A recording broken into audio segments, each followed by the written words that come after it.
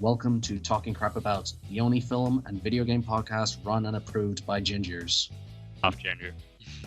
Alright, we're making our priorities clear. I am the host, Mark Homiski. Joining me today is Belfast's #1 expert in Final Fantasy and Taika Waititi. It's Michael. Hey, I'm the half ginger. Yeah, just I'm the real one. He's just like the one who's slowly coming, to my side of the conflict. Just on the chin at the minute. When all this passes and the war between the gingers and the half-gingers begins, he'll be the little finger of this conflict. He will secure my position on the Iron Throne. Sha-sha. And that's the ending we wish we got for Game of Thrones. But, so, how are you today? Oh, keeping spirits high. Got enough to keep me through a quarantine, at least. Yeah, because it's not like stuff like this hasn't happened before. It's just before in the past, we'd look to like older generations to like help with advice or how to get through this, but like nothing to this direct a scale has ever happened. And I think one of the reasons I just wanted to start this podcast is more just a way to give some media recommendations and also just keep some spirits high, because I think the lack of communication is probably what is hurting most people now rather than the virus. Oh yeah, a lot of people are going stir crazy, having to talk to their families all day. Me personally, hate it. I've had to vacuum like 60 times since they've locked us down. Yeah, my parents have actually gotten really productive because of it. My mum's gotten into the old copy of brain training. She's doing yoga, dad's doing gardening, and I'm in my room outside of work just reading and playing video games. Like the good son that I am. And that's what it's all about. Yeah, so honestly, I don't really think we have a structure for this right now. It's more just we're going to have a little chat about things we're either watching, reading, or playing, just as recommendations or whatever is popular. So I think I'll just start this off by saying there's no films in this first episode of a film podcast because the cinemas are closed. Yep. They're gone. I'm going to have to live with the realization that The Hunt is the last thing I ever saw on a big screen, and it was shit. I never watched it. I don't know what that thing was, who it was made for, but I was sitting there laughing at the absurdity of it. Like, it's terrible, but it's a nice memory knowing that I got to see something that entertained me, while cinemas were still open. I'm also going to be one of those few who got to see fucking Onward at cinemas. Like, older generations going to be like, yeah, I saw it on a big screen. There. Yeah, it's just like, oh yeah, I saw Avengers Endgame midnight, but screw that. Onward was the movie. Onward in cinemas, the limited release. Very, very, you wouldn't hear it. It was very avant-garde Disney film, Not a lot of people saw it in cinema. Yeah, true. Classic of its time with Chris Pratt and Tom Holland. Honestly, I think to start this off, I'm looking at probably one of the big Netflix series that just came out recently. I think they've started putting ratings for their big shows now because it's to generate attention, and that was Tiger King. This was the big documentary that's been pushed around a lot. Yep. Have you seen this? I think I'm the only one in all of Earth that has watched 20 minutes of Tiger King and has decided it is not for me. God damn Carol Baskin. I can't. Like, the best way I could describe it is that, like, the first episode starts out like your typical, like, sort of well-made Netflix documentary, and by the time you've gotten to episode 3 or 4, it turns into the most absurd reality TV show, and the tigers are the least interesting part about it. Like, they're just sort of like there in the background, and you look at that title and went, was this about tigers this whole time? Window dressing. Yeah, and the thing is, I liked this for the absurdity of it, because it's essentially following these two people of very different sides about housing tigers, like, for their own personal zoos, and these are all terrible people. Like, it's redneck American county. Like, that is the first sign that, like, no one's gonna be, like, emotionally intelligent or stable. Nobody's coming out of this with a clean image. Yeah, and you're watching this looking at these people who are idiots and shouldn't be in these positions of power, clashing of egos with each other, who are more than likely murderers. Like, to give an example, starting off, Carol Baskin's the one, just like, she seems like the most maybe okay member of this bunch, and then her husband mysteriously disappears. And coincidentally, there's a bit later on when our main fella, Joe Exotic, talks about how one of his presidential videos got interrupted by one of his tigers like sniffing at his feet and properly attacking him, and Baskin herself talks about the only way you'd want to attack is if you put sardine oil, on the shoes. But like, I never did that. And just you look in the corner and there's like a big just drawer full of sardine oil. No, there's nothing here. I knew nothing about that. Curb Your Enthusiasm, the documentary. I'm missing out then, because it was maybe first 20 minutes, half an hour I watched it, and I saw Louis Theroux's documentary on Joe Exotic years ago. I thought that's enough for me. I'd never want to see that fella again. And then Netflix gave him a spotlight, and then just the whole thing, even the one that was supposed to be down to earth, Carol Baskin. This is just from the first half an hour. Whatever. Cats do not belong in cages. The one that I was like, okay, she seems a bit, more down to earth than everybody else in this show. But one of like the first interviews that she gives is, she's like, oh, I don't agree with it. Tigers don't belong in cages. And right behind her is a lion in the smallest cage I have ever seen in my life. That's when I was like, I can't watch this. I hate everybody in this show. I'm not giving them my time of day. Yeah, and I think the best praise I can give like this as a recommendation is that it starts as a documentary and transforms into the most absurd thing you ever see, and you just sit there gazing into the insanity of it.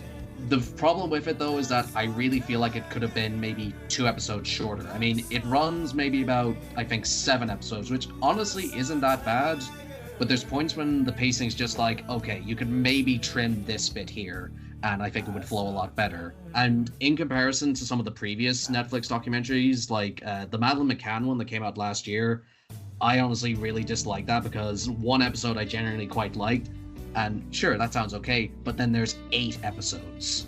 1 out of 8, that's not working for me overall, Chief. Definitely not. Yeah, but it's just because this is the big talking piece right now. The guys in my work are all asking about it, and I just figured, you know what, I just need to have a chat with someone who hasn't seen this and just say, you know what, just go in knowing nothing, and you'll be soaking in the madness of people who have been getting away with stuff for so long. And it was because of this documentary, suddenly a lot of the cases have suddenly been reopened and investigated. I'm glad I've seen it, but at the same time, I'm like, I don't think I'll seen it. Yeah, I ain't rewatching this anytime soon. Yeah, I think I just threw my hands up recently after everybody was like, oh, Joe Exotic, Carol Baskin memes on Facebook all the time, and then I was scrolling through BBC News or whatever it was, and saw Donald Trump considering giving Joe Exotic a pardon, and that's when I was like, I'm out of here. I just stopped. I'm a head out. Yeah. I'm a head out. All right, I think I'll let you take the recommendation for this one. You have been rewatching Buffy the Vampire Slayer, right? Not rewatching, actually. This is the fun part. I am 22 years old, and before 2020, I had never watched Buffy the Vampire Slayer. This was the one done by Joss Whedon, wasn't it? Joss Whedon, yeah. It was first off, it was my girlfriend that got me into it, because she was like, "You've never seen Buffy, you need to watch Buffy." And I was like, you know what? I'm going to be locked in the house for months. I'm going to watch Buffy. Non-stop, corny action. It's a show that I don't think you could make today. And I'm not saying, it's problematic. It's not. There's nothing in the show that gives a lot of young women a role model to aspire to. But it's so 90s. The only way I can describe it is so 90s. So it's of that era in effects and also just the sort of humor and stuff. Yeah, it's off the wall, batshit insane. And if the effects, they're possible for the 90s. It looks like the first series of New Who in that sort of CG realm, which is admirable for 1998 to 2002, I think it was. I can't remember exactly. But I thoroughly enjoyed myself watching. I'm going to start the spin-off once I finish what I'm at the minute, which we'll get into later. Personally, I've wanted to give Buffy a go for years. It's the kind of thing where it's I've been exposed to so much of Whedon's work in the last few years, and I don't hate his style. There's a few times I think it generally does work, but I think the constant quipping and interruptions for humor, I think at times do get frustrating. I can understand it for characters in Buffy, because they're meant to be teenagers, high schoolers, stuff like that. Yeah. And then there are points in Age of Ultron when everyone's always chatting, and it's not like there isn't some good funny bits in there, but I'm like, oh my god, just get on with it. Always quipping. Yeah, and I also just think I have that frustration with a lot of people point to Whedon as one of those, like, he's great at writing strong female characters, and there's a lot of points when you look at some of his later works and you're like, really? I mean, There's not even in his later works. In Buffy, there's points where I've been like, okay, wow, you've turned this badass vampire slayer into not. I mean, it's technically a spoiler if it's been out for like 20 years. yeah, Into a sex fiend. yeah. Not And- to admit the words. And look, I don't want to come off as one of those, oh, I would have done things differently. Like, writing, especially considering how much, like, the way gender roles get changed with time and in pop culture, it's definitely, like, could put some people off, you know, it being of that particular era. But I very much get the sense this would have been one of those shows I would have loved as a teenager and probably would still like now. It's just, I've been exposed to so many of these kinds of series that Yeah. I think it takes something really special or a hook just to get me into something. Well, everything like the hook is the whole show. I know what you were saying about Joss Whedon's like quippy dialogue. It doesn't get in the way in Buffy, and if at some point it's self-referential, where she'll be kicking somebody's rear end and goes, "Oh, I had a pun for this, but I've forgotten it," and you're like, "Ah, I see what you did there, Joss." Here's the thing: was Buffy played by Sarah Michelle Gellar? Sarah Michelle Gellar, yeah. God. Is there any of those moments when you're like watching those older shows and you spot like someone who becomes famous later on in their career? Right away, yeah. Her best friend Willow is played by Alison Hannigan, who played Lily in How I Met Your Mother. So I was watching her story arc, going, what does Marshall think about this? How dare she? Yeah, like there's one episode of How I Met Your Mother. I think it's actually the second in the first season. And your fellow who plays Shane and the Punisher pops up as like this dude surfer bro, and it's so weird looking at him because you're so used to seeing him play these tough guy roles. He's got the whole Keanu look on him, just like, yo, excellent. Johnny Utah. Ugh. Well, you gotta separate that. Sometimes you can't, though, 100%. Yeah, but honestly, if I had a chance to find the box set, I think I will give Buffy a go. It's just, with all the spare time, I think it's good just to have something to work your way through. Yeah, back catalogue. Well, it's 7 seasons of 42-minute long episodes at like 24 episodes a season, except for the first one, so it'll keep you going. Here's the thing, is there any sort of like dips or rises in quality? Because like, you have those shows that can get like really good at the start and then decline, or you can have vice versa. Nothing that I noticed, I don't think. Season 1, because you're expecting everything to be all epic, you'll get eventually 2. Season 2 onwards, it's phenomenal. Seasons 6 and 7, the 2 last ones, do dip a wee bit, but it's not exponential. You'll still get a great enjoyment out of it if you do decide to give it a whirl.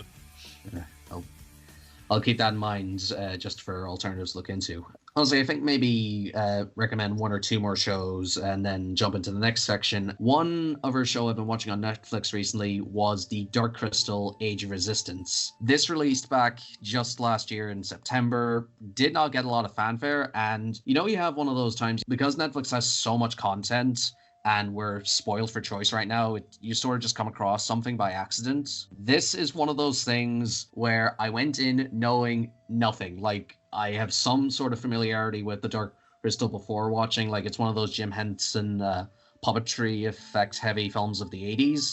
I just went, I'll just give it a go. By episode 1, I was hooked. Like, genuinely, it's one of those shows where, like, not even by the end of episode 1, like in the first few minutes, I was like, wow, this thing is incredible. I am so glad I've discovered this. I need to like put this beforehand, is that this show is all puppetry and sets and effects. I know that sounds like a put off knowing that it's going to be 10 episodes, but like, you believe the illusion that like these are real characters, even though like you can clearly tell they're puppets. And they've all got like just little props and all like the slime effects on them.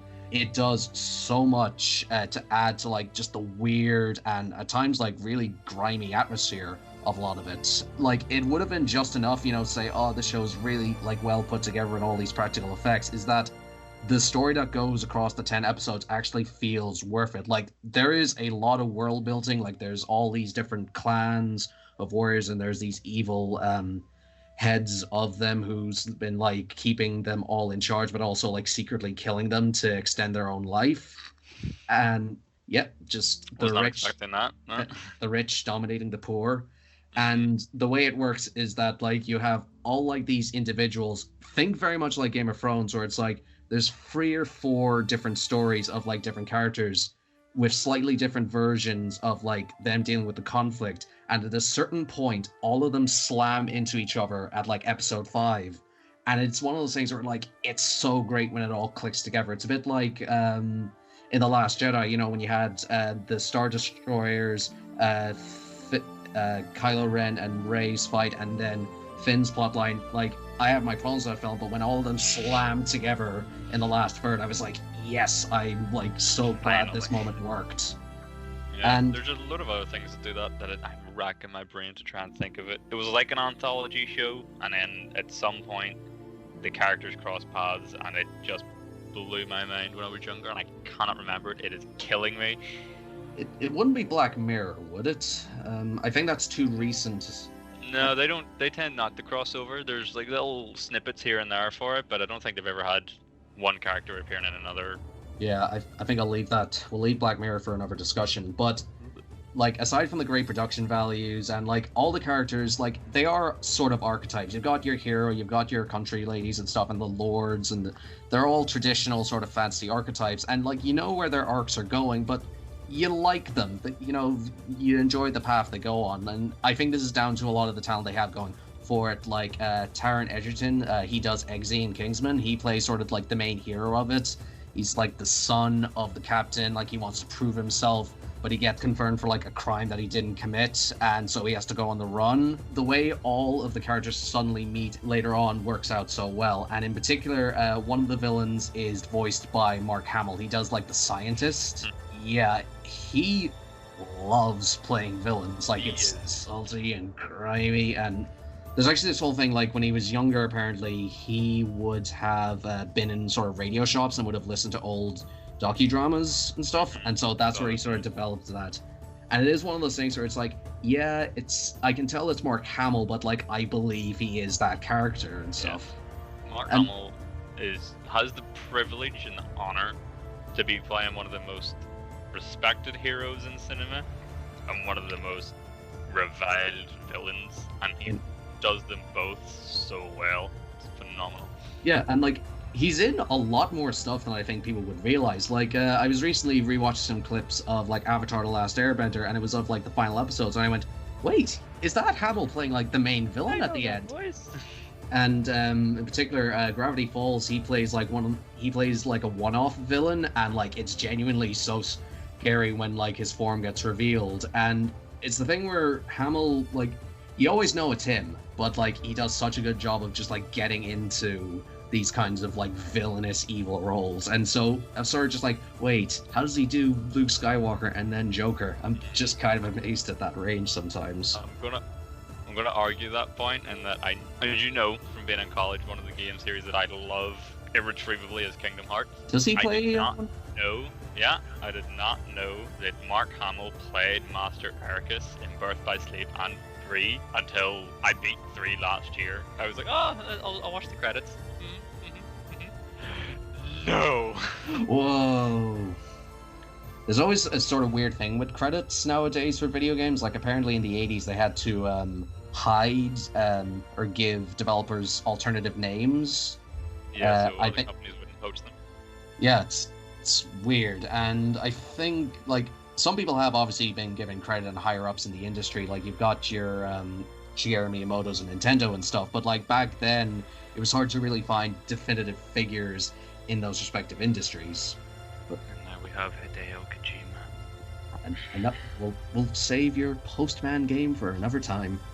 So anyway, Dark Crystal, recommendation, like, give it a go. It's only 1 season, 10 episodes. I do think there is plans for a new one, but like, this show took a long time to produce. Like, you can find early animation tests for it back in 2016, so this took a long time to make. But like, if you have any sort of like appreciation for like how stuff is made, you just sit there and just appreciate just how much work got put into this. But now, do you need to watch the movie before watching the show? I'll say no. I hadn't watched the film before this, and I appreciated it so much more. In fact, I decided to go watch it after I'd finished the series. I had to be honest, wasn't a fan of it because like all the things like I mentioned that I liked about the show, like you know where it's going, what you like, the characters and stuff. That's not really with the film. Like everything is completely standard, you know, in terms of narrative and characters. But like it feels like okay, we need to check off. Here's him leaving the house. Here's his mentors and stuff. The hero's And journey, yeah, and there is definitely things worth appreciating there, especially because that was released along in and around the same time as Labyrinth. So that was Henson working at like his peak of puppetry. So there's definitely like things worth appreciating, but let's say it's a bit like season 8 of Game of Thrones. I can appreciate some of the craft that went into it, but at the same time, when I look at the end product, I just get really frustrated with it. It's the cards falling down. Tell you what, I think maybe we can mention one more show before going into video games. You had been watching Castlevania. They had a new season. I have been gushing over Castlevania in my personal life because Castlevania was one of my favorite game series. I can remember playing Super Castlevania 4. It was so good, it's peak stuff. But Adi Shankar, I believe was his name. I think he's the executive producer on these new series for Netflix. He killed it. It's not like one of those game adaptations where they like, pick and choose what they want and then just like throw it all in a mixing pot and pour it out and see what comes out. He genuinely has respect for the source material. Yeah, obviously some things are expanded upon that you wouldn't get in the game, but he did a phenomenal job with it. The character, Trevor Belmont, Sypha, and Alucard, the trio, were so well written in the first 3 seasons, which is why in season 4 it really annoyed me that they separated them. Yeah, honestly, like I think my biggest problem I have with it is that I like these characters together, and you know, individually I think they can work fine off each other, but I was really sad that they had spent the entire series apart, although like I do hope they do come together for the next one. Yeah. And I will say Richard Armitage, I think he does Trevor, doesn't he? He does Trevor Belmont, and he kills it.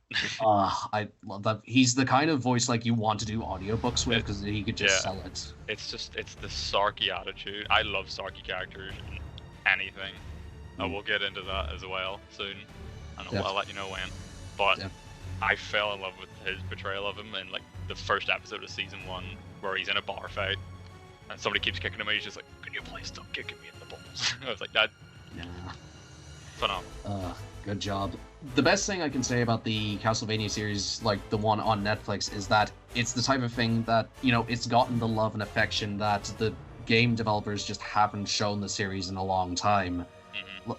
And it's nice also to have one of those adult animated shows that isn't strictly a comedy. Like, not saying there is anything wrong with that, but like when all you see for like when they say, oh, here's your adult show, and it's just always your Family Guys or your Rick and Morty's, where it's always comedies and nothing else. Yeah, and like that's not to say like, you know, they can be of bad quality. It's just it does get a bit redundant. Yeah, so they have their place. Yeah, I think more and more Netflix is trying to get into the anime market itself, although like they're unfortunately got these limits in place. So like when they acquire a show, instead of releasing it in time with the original release, they hold it back until like it's completely finished and then not release it for like a significant amount of time. Like for instance, turf it out.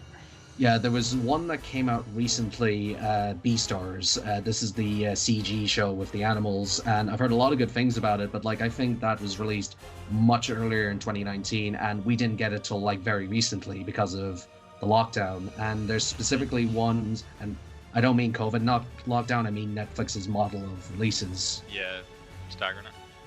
Yeah, and I think that's frustrating because it means that a lot of good shows I completely missed the first time round. Like, there was a great one I think I'll save for another time. But I think if they fix it up, like if they do decide to release those kinds of series week to week, I think that'll do wonders for them trying to get into that market.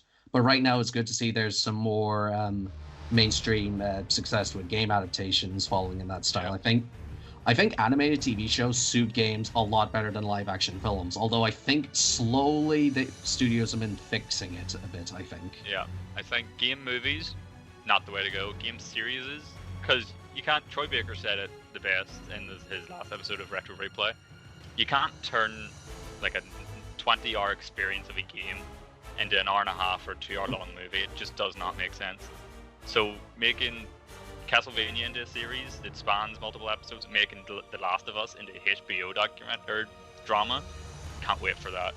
Yeah, and like, to give this as an example, like, imagine if HBO wanted to make Red Dead Redemption into a TV series in, like, let's say a style of Deadwood. Like, I don't think it would be bad. Like, I think there's potential there, but it's the type of thing where it's like, video games have become so much more like films since maybe the PlayStation 1 with, you know, camera angles and stories and stuff that you tell through it.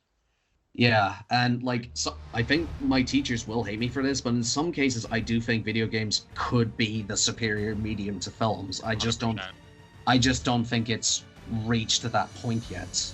It's like it was Christopher Nolan's brother, and I'm sorry for forgetting his name, that said, he did the Game Awards last year, that said that anytime him and his brother look back at the year to pick out the best stories, hands down it is always video games, and that's where the medium's going. Speaking of video games, here's the video game section. Bada bing. Boom.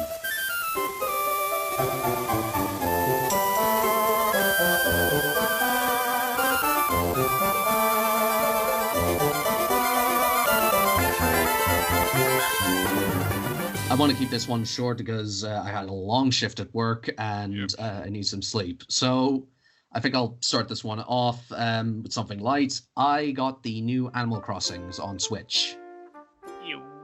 Right. Just clarify, I'm not a furry. He's a furry.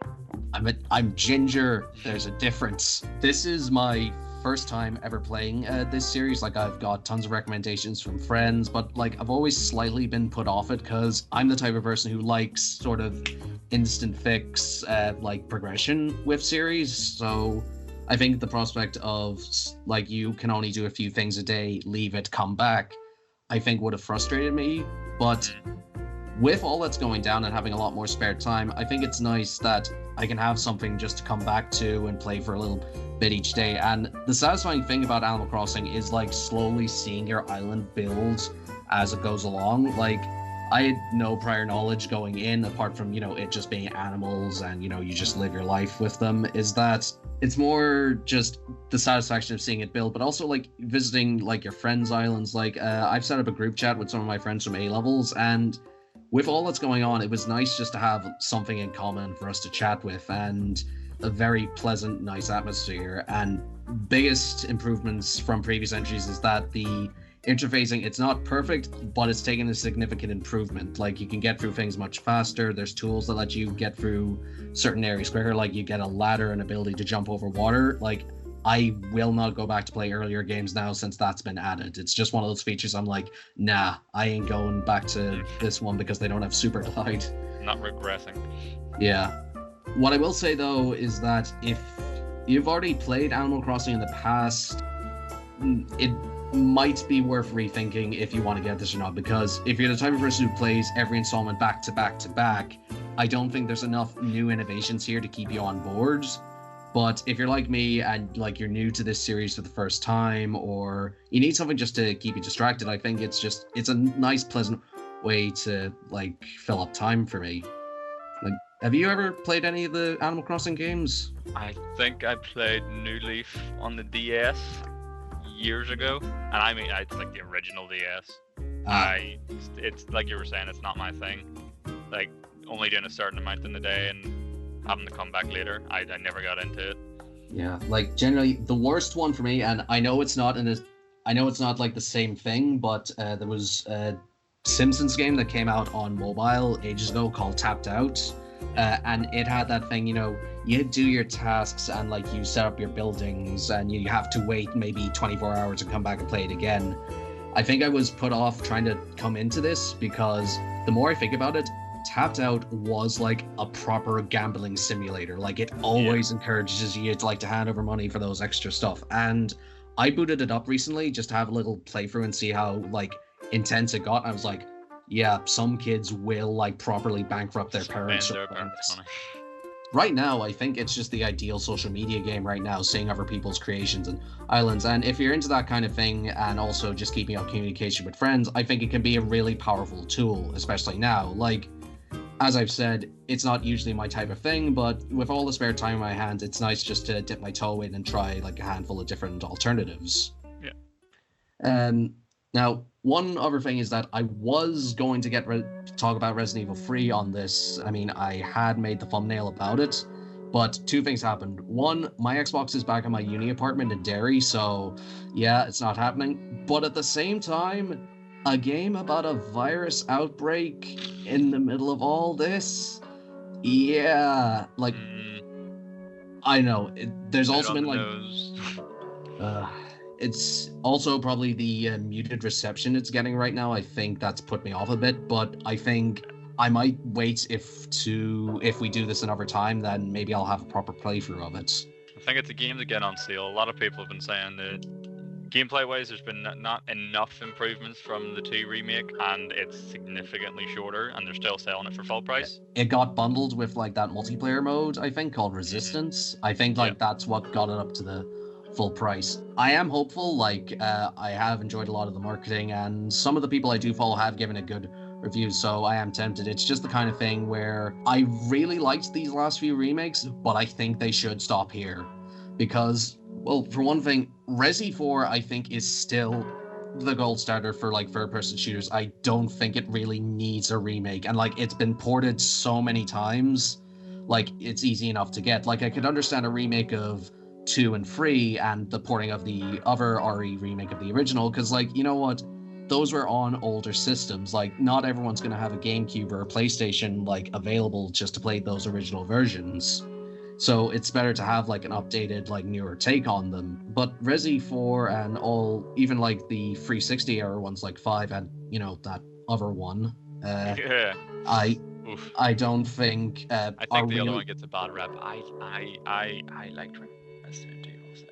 Who? Where? The half-gingers are conspiring. Here's the thing, I actually don't hate Resident Evil 6. Like, I wanted to go in and generally give it a chance because it is ambitious. It does have a lot of things I do generally like the music. Some of the monsters' designs are generally quite scary. But I think it's that it tries to encompass everything and nothing works. Nails nothing. Yep. Yeah, and, like, there are moments when it almost works. But I just think when you think of, like, an end product like that, I want to remember the full thing, not just the one not poorly damaged part of the car. Yeah. Very good. It's not bad. I mean, it's not like, you know, there's any other remakes that came out this month at all. No, none whatsoever. None that I'm staring at as we speak.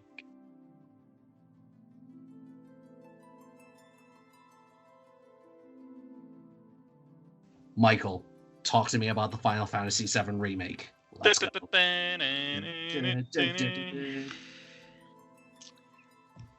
It's so good.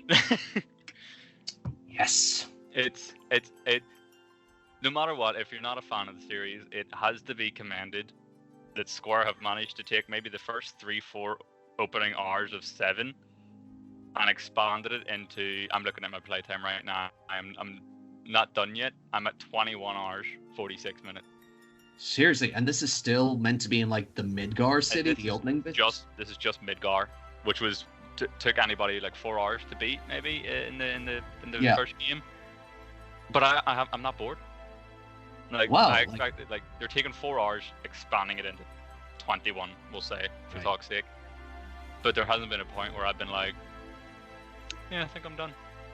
Everything is so well done. Music, the gameplay. Right, and so is this still very much like, it still goes like along the same story? This is still sort of like, we need to stop like Shinra and stuff like this? Yes and no.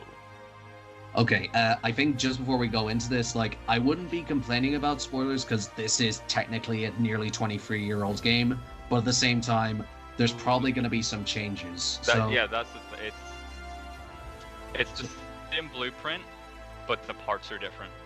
Well, okay, how about, let's start off, like, non-spoiler stuff. Like, in terms of, like, keeping this to the original, like, what are the characters like? Because one thing I've been curious to see is how a lot of them do get portrayed in this. Like, for instance, I only started playing Final Fantasy VII, you know, the original one, in or so the last year, and one thing I really liked about it was, like, how the characters were not initially what I expected. Like, sure, Eris is, like, she's nice, but, like, she's also, like, really... It's fucking Eris, we're leaving it at that. TH. Aerith. Alright. For this episode, I will let you get away with Aerith. Is that, you know, yes, she's nice, but also, like, she's really cool and really funny, or someone like Tifa, like, you think's gonna be badass, and in some respects she is. Mm-hmm. Or maybe someone like Barrett, like, he's meant to come off as gruff and scary, and then you see him, like, completely turn into dad figure. Marlene. Yeah. Yeah, like, that was one of the things I always liked. Like, oh, there's a little more to these characters than just being, like, your standard RPG class archetypes and stuff. So, how does this get maintained? Like, is everyone still sort of, like, their selves, or is there, like, any sort of 2020 going, no, we need to say this character now suddenly this to fit in with modern gaming sensibilities? Luckily, no. They're all the same through lines. The writing's obviously been developed to make it a bit better and less blocky. It's all very good. Tifa's amazing, Earth is amazing, Barrett's amazing. Jesse, who was just a bit part in the original. Biggs and Wedge, they're all phenomenal. Like, one thing about the thing I got from the demo is that, like, certain characters seem to get a lot more to them. Like, Jesse seems to be a lot more flirty in this one than just the computer whiz of, like, the original. The bomb expert. I will say, best thing I could say about my experiences of it so far is that, like, it has the best element of what I liked about 15, which was, like, its bombast and spectacle. Like, as much as I will, like, say I don't like 15's design or its world building, I will say, you know, it always looks amazing from a distance, and this keeps that, but applies it to, like, these characters who you'd think, how do they apply into 2020, but they still look amazing. Like, they all still, like, express the way you'd think they would. And the combat is also, like, the biggest improvement I had overall, because the thing with 15 is that, like, it essentially felt like you're watching something cool, but doesn't feel like you're doing something cool. So when it goes into this, and you actively have to switch between the characters, they have their different movesets, I was thinking, this is such a small, simple change, but this adds so much to it. Even how the characters get sort of different modes of attack, I think does so much better for the variety of stuff, rather than just, like, you have to sit back and hold a button and watch what happens. This is the one I've been curious about. Like, I was wondering, would it be worth going into this, considering it is the opening section of Midgar? Like, does this, like, have any sort of big cliffhanger to say, right, we're gonna have to get on this airship now to get away, or something? I don't know yet. All in all, I'm really excited for this remake. I think right now, I didn't have a lot going into it beforehand, because I thought Nomura's decisions in the past, I thought, came off as a bit rushed, especially, like, with 15. Like, my biggest fear, because when I saw this was being split into multiple parts, I was like, oh god, please don't, like, try to turn this into another franchise brand exercising machine, because the thing with 15 is that, like, I genuinely did like its world or some of its characters, but, like, I was always frustrated that I was in DLCs or extended pieces of media, which, on their own, like, I think they're fun and enjoyable, but, like, I shouldn't be expected to go out to buy extra, like, DLC or parts to get the full narrative. Like, that was one of the big, like, awful things done for, like, Halo 5, where it expects you to know all this other stuff beforehand to say, oh, the story's going to be great when you understand it all. The story is still crap. It just so happens that it makes a little more sense that Buck is part of a Spartan team now, because this side novel says he can do this now. Yeah, no, you should never have to watch or read contextual material just to get the plot of a game. Yeah. Which, luckily, it has not happened here. But recently, Nomura has had a horrible track record with that. With 15, you had to play all the episodes to get the story. With Kingdom Hearts 3, you had to play Remind to actually get the real ending of the series, which is really annoying, but it doesn't seem to be like that here. I will say, if this is the first time you've ever played a compilation of Final Fantasy VII game, go back and play all the rest, because I don't quite know, I think I'm almost done. Something's happening here. It's made it really different. What would you say, like, if someone's never touched, like, the original Final Fantasy or any games in this series, 7, or, like, any of the extra material, could you recommend this as, like, a starting point, or should I have some knowledge of the series going in beforehand? I can recommend it as a starting point, definitely. Yeah. But I'll have to get back to you on that one because something there's like little teeny tiny things in it that you'll be like, oh, I remember that because that's the way it was in the game. Wait, that's different. Hang on, what's going on? Wait, what? So you would appreciate it more if you've played, say, the original or Crisis Core, or watched. Well, not really watched Advent Children, but I like Advent Children. All in all, like when I do save up and get a PS4 for myself, I think I will go ahead and get FF7. It's just I always had this thing with the end of each console generation. I tried to like get the other system, so I'll have like the big library of stuff to work my way through. And my brother and I were saving up for like a deal on Amazon, but it went out of stock just before we were about to purchase. So we're just gonna have to sit and wait. Wait for the lockdown to be over. Just to end this pilot episode off, is that like there wasn't really a planned structure for this. I think this is more just us getting a little chat and just to see how things are going, because I don't think there's a plan. This is more just a way for us to like keep communications up with each other, because the isolation is important, but I feel like with patience and communication, we will get through this. Like the frustrating thing about this is that we're the type of people who want quick fix instant solutions on our iPhones. And they want us now to sit in for like an undisclosed amount of time with no. All in our thoughts. Yeah. Hello, darkness, my old friend. And so I think in times like this, it's important to keep spirits high. Just have chats with your friends. Maybe, obviously not face to face, but you know, send them an occasional text message. Just say that you're here for a chat if you need it, or. Sometimes just sitting and having a game of cards with your parents will just help alleviate the boredom. Just mix things up. Just obviously like keep it safe. Like don't run a marathon outside naked. Oh, well, there goes my plan. Spread the word. Spread the word. All in all, I think I just want to end the episode here. I think we've done really well for like a pilot. I hope this can continue on. This is more just a way to help pass the time and also just have some recommendations, not just for ourselves, but also to whoever is listening to this. So Michael, thanks for just having a chat. It's just honestly nice having someone, you know, to communicate with during all this.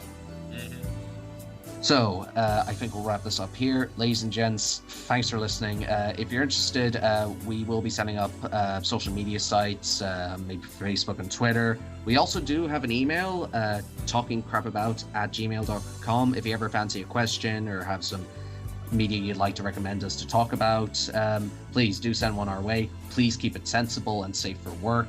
Like, we are in our houses with our families. We don't want to be watching like those scenes in Game of Thrones where, you know, you're just like, okay, this is grim, and then your mom walks in, oh, what are you watching? Nothing! And speak for yourself.